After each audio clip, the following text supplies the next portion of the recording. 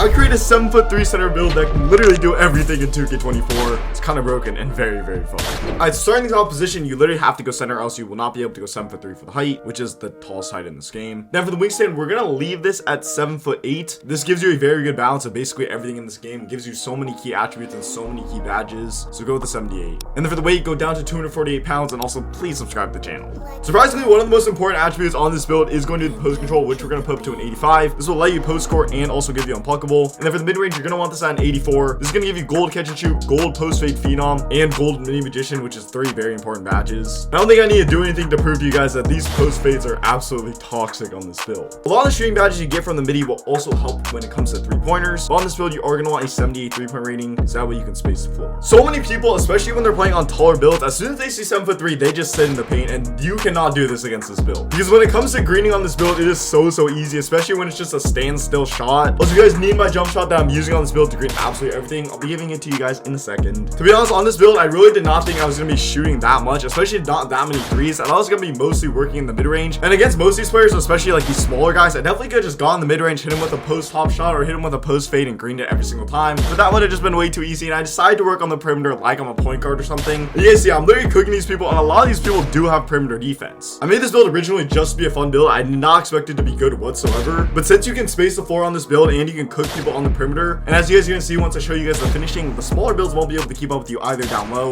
And that combination right there is just very unstoppable. And like genuinely, you have to play up on me at all times. Oh yeah, and the mid-ranges are absolutely money. I don't know if I already said that, and that guy's falling. Alright, if you guys want my jump shots on the screen right now, in the next jump shot video I'm releasing, I'm gonna be talking more about this jump shot, going in depth about this jump shot, and you know, giving you guys the cue and how to time this jump shot correctly and all that important stuff. So be sure to check out that video. Now, in order to do everything, you also do need to upgrade playmaking. I started things off with a 40 speed with ball and a 55 ball handling rating, which surprisingly did let me dribble. Now, I'm not gonna sit here and pretend like I was an absolute dribble god or anything, but I was cooking people that did actually have clamps, which goes to show you if you know what you're doing and you're smart, you can definitely cook up on the perimeter, especially because they're not gonna be able to get a contest on you because you're so tall. Now, if you're guys playing in a competitive game, don't just like dribble in the perimeter if you're being guarded by an actual lockdown. Like most of the time when you're dribbling on the perimeter, you should be dribbling against builds that are also pretty tall and also pretty slow, because the really good lockdowns will obviously lock you up. I also might take this build to the rec center, run a 5 out, and just try to ISO every single play, but we'll see. Also, if you guys do want my dribble moves, I'm gonna slap them on the screen right now. You can copy them if you want to. Really, there's not that much to see though. Now, for the pass accuracy, you're gonna want to put this up to a 75. This obviously is not anything crazy. It gives you silver break start. You can throw the ball down court, people will catch it. Now, I do know a lot of 5v5 players do like having a really high pass accuracy. So if you guys are one of those people and you want really high pass accuracy, just drop down the ball handling or the speed of ball or something, because in 5v5 you probably won't be dribbling too much. Also, if you guys are wondering why these people can't just rip me every single possession, it's because we upgrade our post control up to an 85, which for some reason gives you silver unpluckable. Also, you guys see, I went up to an 83 for the standing dunk.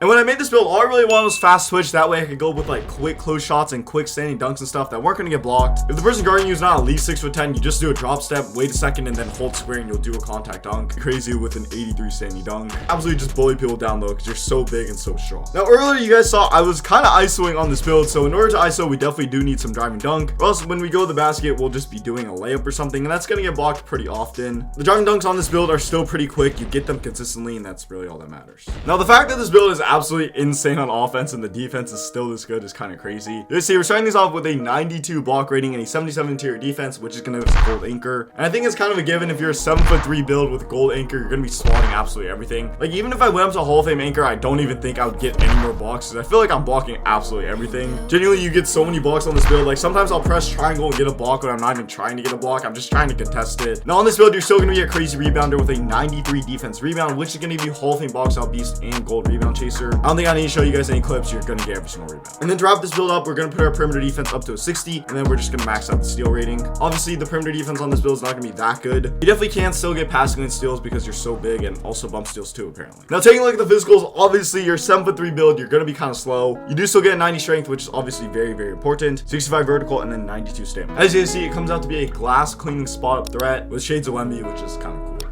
Please subscribe. I'm out.